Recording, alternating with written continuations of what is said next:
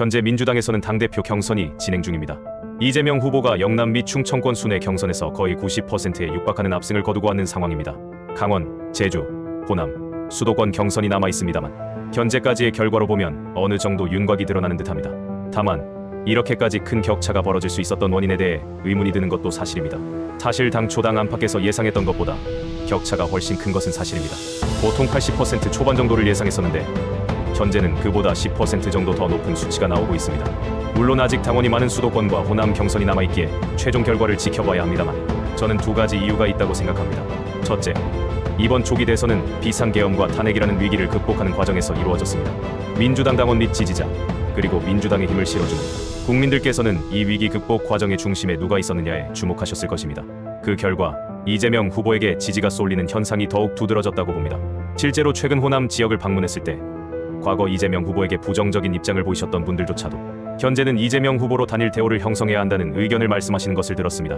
과거에 비해 이재명 후보에 대한 거부감이나 비호감도가 상대적으로 낮아진 것이죠. 둘째, 만약 정상적인 선거가 2년 후에 예정되어 있었다면 김동연 경기지사나 김경수 전 지사 혹은 다른 후보들도 더 많은 준비를 할 수 있었을 것입니다. 하지만 현재 상황에서 이재명 후보는 여러 측면에서 유리한 위치에 있었습니다. 조직적인 측면이나 대중적인 인지도 등에서 준비가 잘 되어 있었던 것이죠. 다른 후보들은 미처 충분히 준비할 시간이 부족했습니다. 2년 이상 앞당겨진 선거 일정과 현재 전국이 이재명 후보 중심으로 흘러가고 있다는 점이 이재명 후보에게 유리하게 작용했다고 봅니다. 이는 김경수, 김동연 두 후보의 경쟁력이 부족했다거나 일방적인 상황이 벌어진 것이 아니라 흐름 자체가 그렇게 만들어진 것이 가장 큰 이유라고 생각합니다. 하지만 저는 조금 다른 의견도 가지고 있습니다. 사실 비상계엄 이후에 이재명 후보 중심으로 단일 대우가 형성된 것이 아닙니다. 당대표 선거에서도 압도적인 득표를 얻었고 지난 총선에서도 비명계 인사들이 공천에서 탈락하는 등 이재명 후보는 당대표가 된 이후 계속해서 절대 권력화된 과정을 밟아왔습니다. 동료 정치인으로서 걱정되는 것은 군사 독재 시절에도 여당 내 대통령 경선에서 90%에 육박하는 득표율은 나오지 않았다는 점입니다. 이는 매우 이례적인 일이며 저는 섬찟하고 두려운 마음마저 듭니다. 과연 이러한 야당이 집권 여당이 되었을 때 누가 절대 권력을 견제할 수 있을까요? 현재 경선에 나선 김동연, 김경수 의원들은 단순히 2등을 하겠다는 경쟁을 하고 있는 것은 아닌지 우려됩니다. 그동안 민주당이 보여온 잘못된 부분에 대해 제대로 비판하고 있는지 의문입니다. 오히려 김동연 후보는 경선 여론조사, 기관 변경을 요구하는 등 현재 가장 큰 이슈를 제대로 다루지 못하고 있습니다. 이는 대한민국 정당 민주주의를 위해서도 바람직하지 않다고 생각합니다.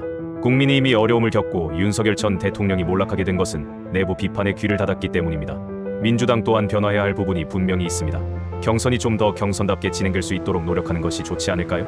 저는 민주당 당적을 가진 사람이 아니기에 객관적으로 말씀드릴 수 있습니다. 현재 상황은 예상되는 공포 마케팅이라고 생각합니다.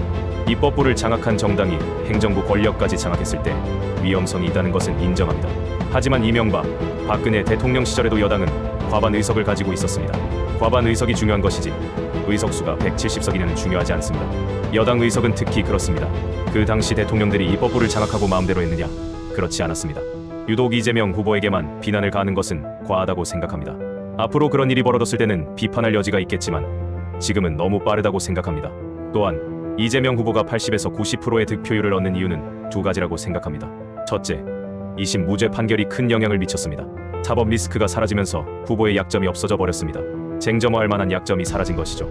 이는 오히려 이재명 후보에게 유리하게 작용했습니다. 둘째, 윤석열 대통령의 저항 때문이라고 생각합니다. 만약 윤석열 대통령이 잘못을 인정하고 깨끗하게 사과하고 국민의힘 또한 잘못을 인정하고 변화하겠다는 모습을 보였다면 상황은 달랐을 것입니다. 하지만 탄핵을 부정하고 계속 버티는 모습에 국민들은 단죄해야겠다는 에너지를 표출한 것입니다. 결국 윤석열 대통령과 국민의힘의 책임이 크다고 생각합니다. 이는 성찰의 요소이지 무섭다고 공격할 요소는 아니라고 봅니다. 구독과 좋아요 눌러주시면 유익한 뉴스로 찾아뵙는데 큰 도움이 되겠습니다.